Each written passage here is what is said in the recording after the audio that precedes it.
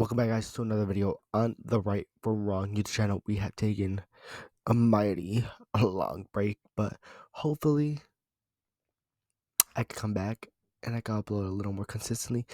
We got some news on WWE 2K24, but let's leave that for a little later and let's talk about what we're here for. This is a series that I want to start. It's called We're gonna go back in time and review the days of Black and Gold on USA. Um NXT, and we're just gonna go. And today we're doing the first episode, which is actually 2 episodes, but like we're doing the first hour of 2 episodes because for like 2 weeks, only like 1 hour of a show was on USA. So let's get it started. Um, the first episode starts off with Triple H. Triple H comes out talking about NXT, just getting the crowd hype and making sure that the people understand what is happening on USA. We start off with the Fatal 4-Way with Io Shirai, Mia Yim, Candice LeRae, and Bianca Belair. The winner of this match would face Shayna Baszler for the NXT Women's Championship at in 2 weeks on the first episode where it's 2 hours on USA. But this is a very good match, and let's break down this match. So we see a brawl, and then Belair and LeRae are left in the ring. We see Belair military press we see Belair give LeRae a military press slam. We also see Belair hit a beautiful reverse guillotine into a suplex. I mean, amazing. We also see a 619 by Mia Yim. By Io Sky. By Io Shirai. So I'm gonna call her Io Sky because that's what I know her now by. By Io Sky to Mia Yim.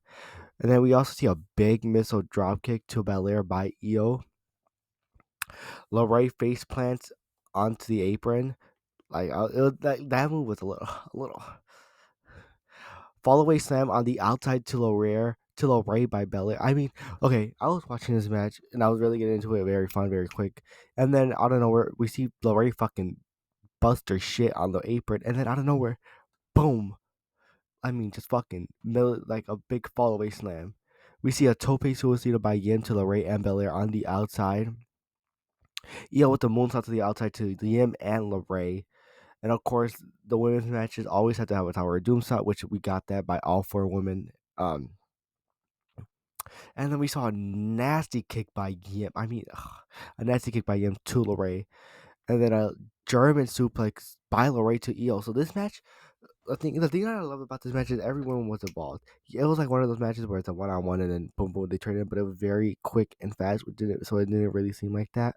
And then we see a double spear by Belair.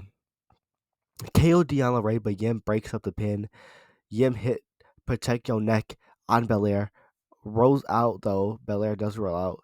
So Mia Yim cannot get the pin. Io goes up for the moonsault, but gets pushed onto Belair by Yim. LeRae hits Poison Rana on Yim, Lion Salt to Yim, and LeRae does pick up the win, and she would face Shayna Baszler in 2 weeks for that NXT Women's Championship.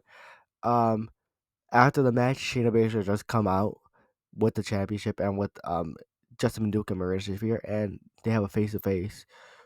We also see a high package for Dynamic Dijakovic and Keith Lee, another high package for Killian Dain and Matt Riddle. Next we have Mulata versus Cameron Grimes, a squash match. The match literally starts. And then Grimes hit the fucking cave-in on Sean. So that was really it. We see a promo package for Velveteen Dream and Roger Strong for their match in the main event. And then we also see a Damian Priest package. So now is the main event for the first hour. It is Velveteen Dream, the NXT North American Champion, versus Roddrick Strong, your challenger, representing the Undisputed Era.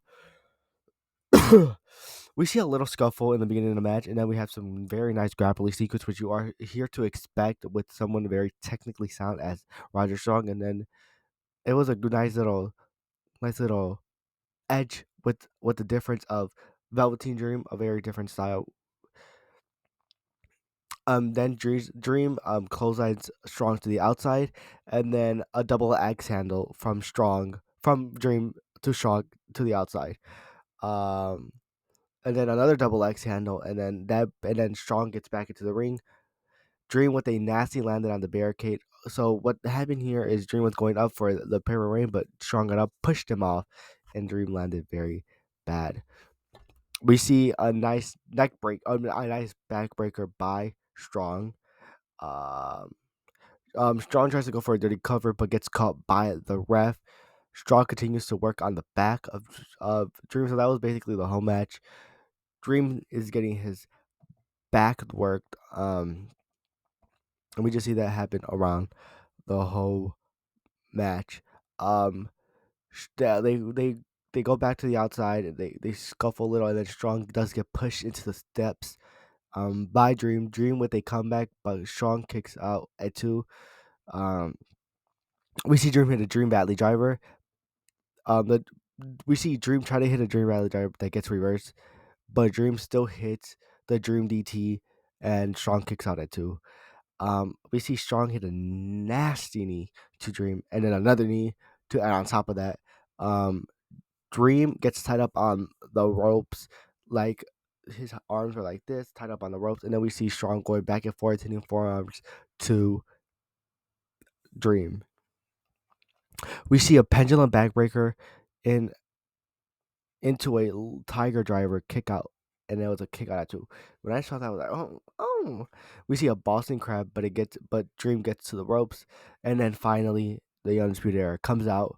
Dream just throwing strikes, trying to get back into the match. Basically, we see a red spot, but it was not a good one. The ref looked like he got missed completely. But Dream does hit the Dream Valley driver too strong and then after that he takes out the UE. But knee, but that little distraction, got got Dream to get hit with the knee, and then and the heartache. But Dream still kicked out at two. But then it did not fucking matter because Strong hit another end of heartache, and then Strong wins and becomes your new North American champion. And then the final shot for the first hour was the Undisputed Era holding all the gold. We start with the week. So now we're heading into the second week, the first hour of the second episode. We get a recap, and then we see an opening shot of the UE, which is gold on gold on gold. I have that shirt where it has like the NXT title, the NXT tag titles, and then the NXT North American title. We start off with Keith Lee versus Dominic Dijakovic. Sorry guys, ooh, I'm a little gassy. Um, we start off with a big stare down, and I love this stare down because you can see how big these. This is meat on meat on meat. We see a nice sequence of reversals and dodges, which is always very impressive by these two big men. And we see the reversal of the Big Bang Catastrophe into a standing crossbody by Keith Lee, which is insane. Lee pounces um, Dijak into the apron. Dijak choke slams Lee onto the apron. Nasty bump. We see a big forearm from Lee, and then a big one-handed slam, which that move is so simplistic, but when it gets hit, I love that move. When they just boom, and they like the man just bounces up a little. Oh, I love it. That's what I love to see. Um, we see Lee with a spinning crossbody to the outside on Dijak. Very impressive. Like the little, and then we get a little botch, but it doesn't matter. Lee hits a second rope moonsault. Always insane. This is my favorite part because this is where we see um uh the Canadian Destroyer off the middle rope um by sorry by Dijak to Lee, which got the internet a little riled up because it was a kick out too. But after that, we see a moonsault by Dijak, which still wasn't enough. but yet Keith Lee fought back, hit the Bang Bang Catastrophe, and picked up the win against Dijak.